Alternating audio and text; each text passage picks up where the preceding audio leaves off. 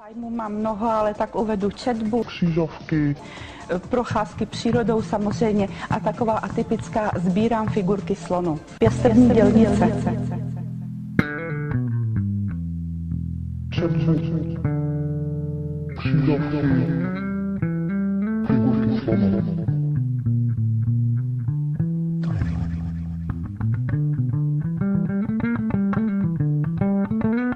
Dragič. Skoro ano. Kameny mám ráda. Kurva. Ty hajzle fašistická, ty komunistická svině. Mám moc ráda kytičky i pokojové květiny. Mám moc ráda Kickbox.